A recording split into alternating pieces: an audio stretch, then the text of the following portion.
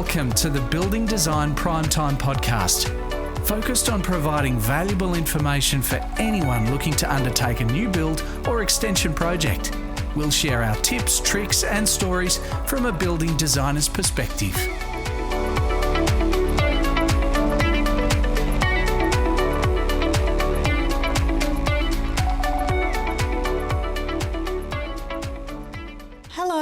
Welcome to the Building Design Primetime Podcast. I'm your host, Amelia, and once again, we're welcomed by Frank Geskis, who's looking very tan. Hey, Amelia. You've been on holiday, so I had to say something. I've had a little bit of a mid-year break, yes. You have, yes. Yes, and come back a little bit tanned, making everyone jealous. You definitely have, all of us white, pale, untanned skin around the office. Winter is coming. Oh, no, you've had it. It's come through. No, it's still going, I think. Still going. We've got another topic to talk about today, and we're having a little bit of a chat just before we started recording, and we thought we'd talk about the different kinds of reports that may be required.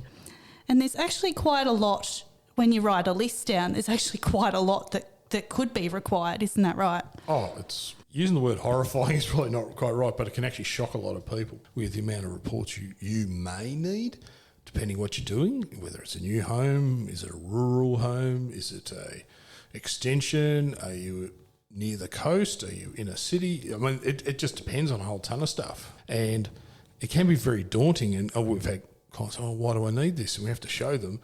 It may be required for planning, it may be required for building approval, it may be required for environmental health approval. It could be all sorts of stuff. But it gets pretty outrageous sometimes with the amount of reports you have to do for maybe just for an extension. So what are some of the common ones that you hear about sort of fairly regularly? So you got your normal ones where we do a soil report or geotechnical report, see if the soil is suitable to build on, or if you do an extension, similar, to see if the soil's okay, then the engineer can design the footings and the rest of the structure of the building. That also gives us our wind classification to see how hard the wind's predicted is going to blow, so then you can design the house to suit wind to rain categories, you know. And funnily enough, you don't want your house to wobble and crack all your plaster. Oh, definitely not. No, but it does happen. When people put too much glass in their house, it's very hard to hold the whole thing together, as I call it, flapping in the breeze. You just need the house to be pretty rigid. Also, you may need to have a landslip assessment, which is a big thing in Tassie, depending on where you're situated. So that goes hand in hand with your soil report. They can get quite expensive, and it's something that's been coming up because there has been problems with landslip sites, whether it's low risk, high risk. And then our favourite, my personal favourite, is the bushfire attack level assessment. And why is that your favourite? Oh, I don't see the point in certain situations. I find it wasteful. And in a lot of cases, it's very well justified, you know. But my biggest hang-up over it, it's an assessment done on when the assessor goes to site and says, well, you need to do this to your proposed property to make a bushfire safe. Well, that's great. It comes down to you as the owner to maintain it. So the report is okay at the time of building and design and assessment, but when you own the property, grass grows, trees grow, shrubs grow, you need to maintain it, and it doesn't control that. So it only does part of the solution for bushfire.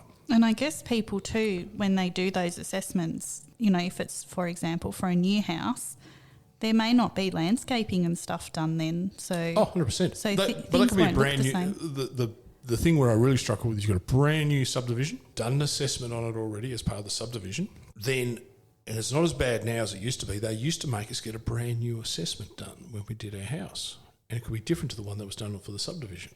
There's a different rating. Oh, that's a bit confusing. Well, no, for that you're paying twice. Oh, so you still have to pay for the original one and... Well, no, it comes part of the subdivision. Yeah, okay. But we weren't allowed to use it. Oh, that has changed. Annoying. We are now allowed to use it, but we do get an upgrade. So that's improved slightly. But where it gets really dumb, when you've got a brand new subdivision, and you can already see them starting building on a new stage of a subdivision, which will then change your bushfire attack level ratings. So you might be on the end of the subdivision, you've got the new subdivision being extended, pushed through, and they've already started, and it's gravel and stuff everywhere. The bushfire assessment doesn't change until all the houses are built. And then the risk gets reduced because there's not grass and vegetation. But you know it's happening. Mm-hmm. It's got approval. They're building it. Yes. So you might have a higher level that may add $20,000, $30,000 to your house, where in literally 12 months' time, it will not be at that rating. Oh, that's frustrating, isn't it? Oh, yeah, and a whole bunch of us have written to the government and powers that be and said this is wrong. You can clearly see it's going to change. No, rules are the rules, this is the way it is. We weren't even considering changing it. And now it has changed. So they've changed overlays where you don't need bushfire assessments on what they call general residential areas if there's no proven risk. Mm-hmm. So that one's a very frustrating one. Yeah. Because it can add a reasonable cost to your house. So that's why I don't like wasting people's money, and for reports that I feel won't be, doesn't give you a true assessment for the life of the building. Sure. And they could even be done, this is before they changed the rules, they could have been done within a short space of time, I'd imagine, as well, which wouldn't really make all that much difference, you wouldn't imagine. I wouldn't think so, but once everything gets developed, the risk is lower generally because people maintain, they look after it, and there's no risk. Well, sorry, the risk is minimised. Mm-hmm. So, anyway, that's just one thing. So those are your big ones: soil, potential landslip, bushfire, and your wind classification. But then you've got your thermal assessments, your energy assessment. Energy. And that goes with every new house, and that's fine. So they're your basics. Do you want me to tell you all the other ones that we have done? Let's overwhelm people. Let's reel them off. And these vary from different sites all over the state. So you might be in a biodiversity overlay. This is under the planning schemes, which could be to do with the vegetation, which you may not be able to clear. And then you've got to get a biodiversity report to say whether it's suitable or not. If you're in rural, and I might have mentioned this purely on one of our earlier podcasts about prime agricultural land, so you're on a rural site, are they going to let you build a house on good agricultural land? And that is a prime agricultural report to justify putting a house on there, or you're not allowed because the land is of great quality and you shouldn't put a house on there because the government wishes to preserve as much good quality agricultural land that can produce, could be grain, stock, whatever. It can put a lot of stuff on there. Well, I guess it keeps industry alive as well. It's a big industry here in Tassie. Oh, it's huge, because remember, it's not just the house, it's the driveway, it's the shed, it's the wastewater system, because you could be, on 800 plus square metres of area or maybe more just to fit all those things on a piece of land. Oh, So the prime ag reports are a big one, the biodiversity, traffic impact assessments. So this is this one is starting to become a lot more where, especially with multiple houses, but also if you're on a highway, you've got to get a traffic impact assessment to see if it's safe to enter and exit on a highway. And we've got to go through state growth that approves that. Yeah, right. Yeah, we just had one recently on that as well. Flood inundation. So this is varying from all over the state because Tasmania is quite a hilly place, lots of valleys and all that, and we love building inside valleys. Look at Launceston in the Tamar Valley, Hobart, Derwent Valley, and each side we've got goat tracks trying to get to houses and stuff, but water collects and forms flood areas. So once we see an overlay, we've got to get a report, engineering report, to say it's going to affect the house or not. Then you may have to adjust the design to suit. Coastal inundation or coastal erosion. I think that spells it out. So when you're on the coast, could be near a beach or similar, you have to have these reports done to say, is it going to erode? Is inundation? Does it flood? King tides? Is sea level rise? All these types of things are considered within those things as well. And there's a lot of those around Tasmania as well, because one big island, there's lots of people love to build a shack or a new retirement home or just move to beaches and really nice areas we've got around Tassie. We've got a lot of those places. Oh, definitely. Wastewater reports, we spoke about that previously for, where all your sewage goes and you don't have a sewage connection, you've got to deal with your waste on site. Rural sites is where you have those. So that's another whole report by itself. The planning report, and this is pretty common where you've got to go for a planning approval and then you've got to write a report to justify your design against the scheme. And they can vary in size depending on the complexity of your project. Structural inadequacy report. So you're doing extensions. Sometimes depending on the construction of the original house, you're going, how's that going to go? Can we do this? Can we do it? No, we've got to get an engineer. Is this suitable to do this and do a structural adequacy report? Dilapidation report. So this one is when you're doing works close to the boundary and potentially you may affect the neighbouring property or doing any works that will affect a neighbouring property. And this is something to reduce everyone's risk, the neighbours, you and whatnot. And you get an independent person in, goes to the house next door, does a full assessment of the house. This is the existing conditions. This was already cracked. This was already like this. And they take a heap of photos and report on it. So when you start on your project, a neighbour can't come along and accuse, cracks have developed my house. That's your fault. You did that from your property.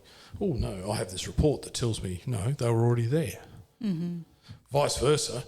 There are new cracks, developed because you've been blasting, it could be from blasting, it could be from a whole bunch of things, or you've a lot of water from the site, whatever, I don't care, it could be anything, that the neighbouring property has deteriorated due to the works that you've carried out. Protects everyone. Oh, this is one that's starting to pop up a lot more, is stormwater calculations report, where you're doing extensions, you're covering more of the site of hard stand, you're collecting the stormwater. Then you need a report to calculate how much stormwater and is the existing connection suitable. Yeah, right. Well, this one we found more in the southern part of Tasmania. They're asking a lot more of this. Priority habitat. We call this the cute furry animal report. So, again, to preserve an area for the local wildlife. Yep. So, I've had this, people go in and clear a block. Oh, I bought this block, yay, in the rural area, and tear it all to pieces, and they find out they've just breached a planting. Oops. And the cute little furry animals have got nowhere to go. Yeah, especially if they're endangered species or something very much like so. that. It could be swift parrot. That frog. The green and gold frog. Yes, that For one. something that's endangered, gee, she pops up a lot. But there's legitimate animals around Tasmania that are endangered, and these things have to be considered, and it has been mapped out. Well, I've seen people buy certain blocks of land and they think they can do anything they like because it's their land. Well, you can't. Simple as that. You could have a flora and fauna species that is very rare. You could have, birds, certain type of animal on there, frogs, whatever.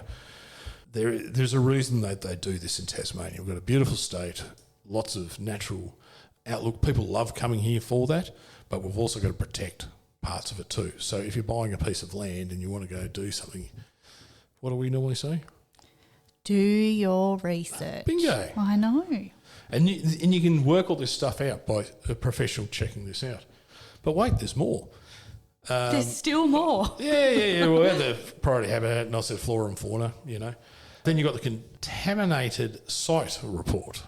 Wow. Yeah, so council, we're in here, Launceston, they're very on top of this. So a lot of residential areas could have been previous work sites, sawmill sites, it could have been an orchard, it could have been winery, it could have been all sorts of stuff that's been converted to residential. Or someone ran a trucking business out the back of their house, and I actually had one like that, and they used to have a fuel tank, it was registered, and they've got a record to say, well, there's a fuel tank in there. There was. Mm-hmm. Is the site contaminated? And you go, I don't know. Find out. So someone has to find out. They're saying, prove to us that it's not contaminated. So you get an expert in, does that, they do some tests, and if it comes up, there might be further testing. But most of the time, most of the ones I've seen is clean. Old orchards could be down to chemicals. Mm-hmm. Sawmills, sawdust. I can't believe that's actually contaminated, but that's what it is. I came across one actually for a block of land I was looking at, and it was an old flax factory. And when so I rang the council and they said, it's actually used to be an old flax factory, and therefore you would need a contamination report. Yep. So you've got to get an expert in to have a look at that. And you don't know. It's a bit of a lottery. Yeah, exactly. And it could be not that bad, or it could be horrendous. You just don't know. It could be an old service station, and old service stations had steel tanks. And we've actually found somewhere we found a steel tank that was never registered, and you could smell the fuel. Oh, no. Yep. So call in the right people, do this, clean the site, decontaminate the site. And it wasn't as bad as we thought. So there's a lot of things you don't expect. So what else we got? Yeah, that's pretty well it for residential, and there's probably other ones that pop up every now and then too. In Launceston, again, we have an area called Invermain-Veresk, and that's an area that is for flood risk. Mm-hmm. And it's known for that. 1928, massive floods, then they've got levees around it, but you've still got to design, and in certain areas they will not let you extend your house greater than 10%. Yeah, there's a lot of movement in Invermain. Yeah, it's huge. Yeah. It's huge. It's like, it is what it is. So we have to work with that. So when you're buying stuff, you need to look at this because you don't know what you're buying. What do you mean I can't do an extension? And I've had that before, it said you can't do it. Or you go up. Oh, yeah, that's true. So you go above the flood line. Mm-hmm. So there's other means and ways of doing it. So there's lots of reports to consider, and this may add a considerable amount of cost to your whole design package. So the drawings are one thing, but then you've got all these reports that go with it, and then the designs are generally altered if there's something within the reports that we have to deal with. So lots of research has to be done beforehand. So that's where you need ourselves, building surveyors. Council can't give you all this information, they can give you part of it, but a lot of it's on websites. Well, most councils put it on websites, one common Tasmanian site, except for one council that I know of. And I'm sorry to say it, Hobart City Council, they do not put their stuff online, not all of it, and it's been very disappointing. They keep some of the information to themselves and you won't know unless you actually put an application in. So very, very frustrating with that council not doing the same as all the other councils, considering it's the capital. Well, it's tricky because as designers and as people looking to extend, build a new house, they need to get all of the information. Very much so. Mm. So why not have it at one central spot where the state government has had a couple of really good setups online to assist everyone? The information's there. But one council chooses not to join the party with everyone else is very disappointing. One of the websites that I love using, and we've brought it up before, but Plan Build is actually fantastic. You can plug in an address and it will spit out anything that could potentially need a report. Yep.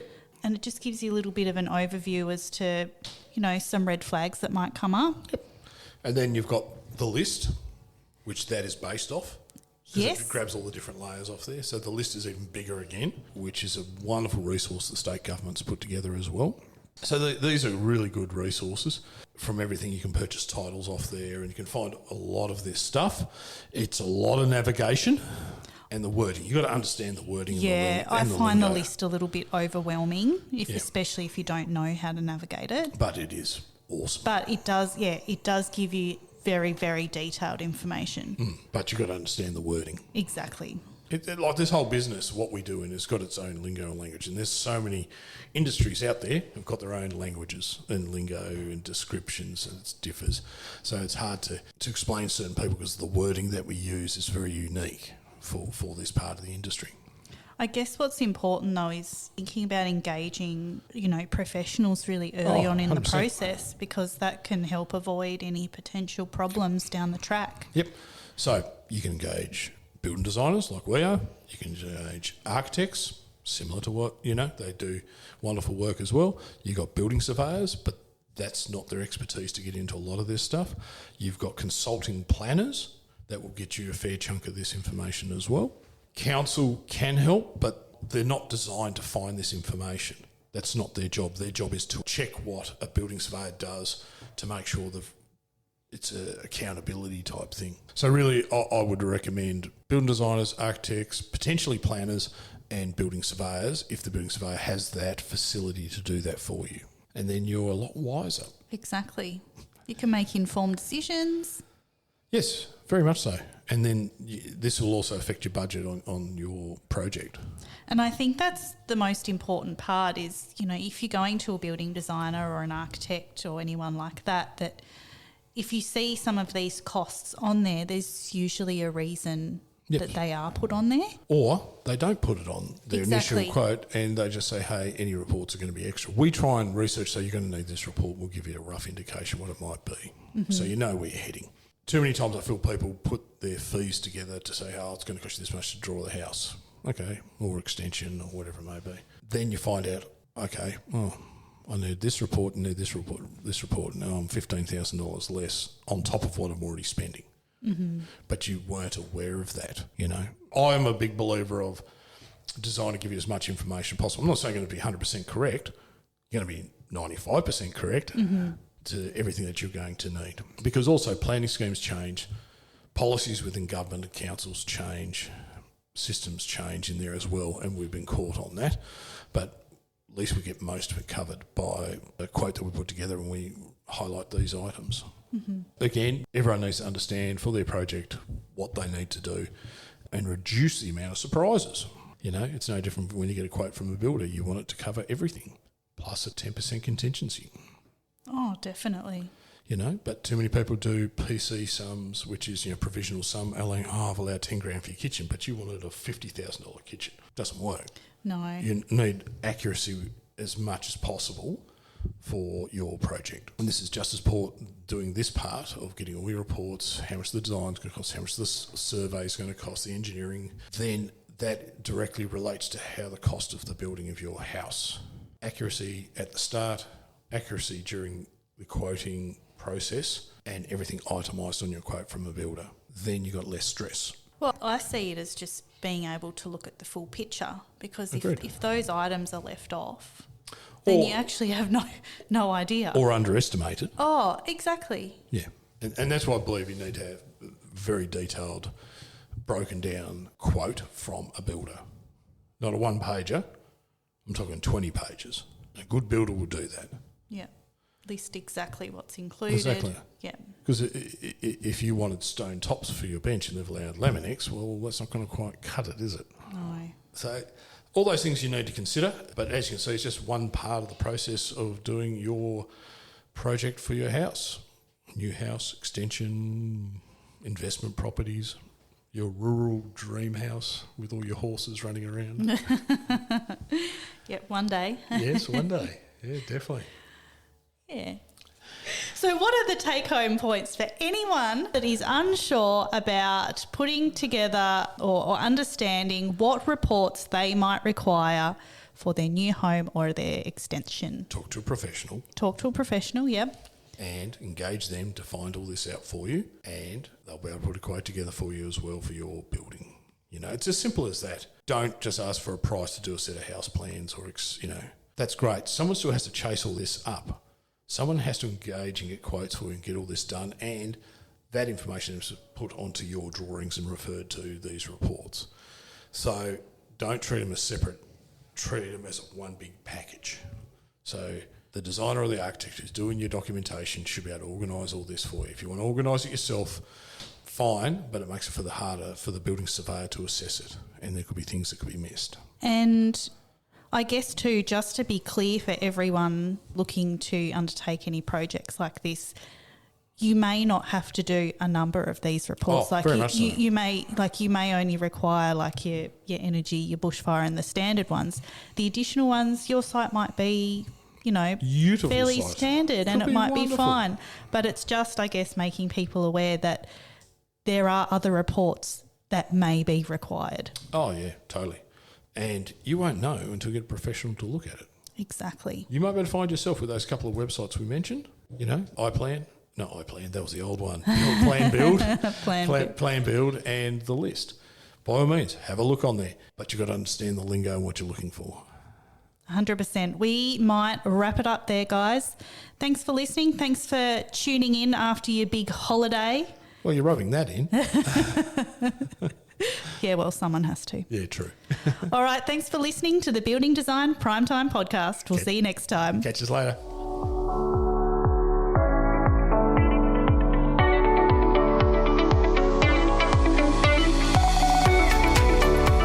You're listening to the Building Design Primetime Podcast.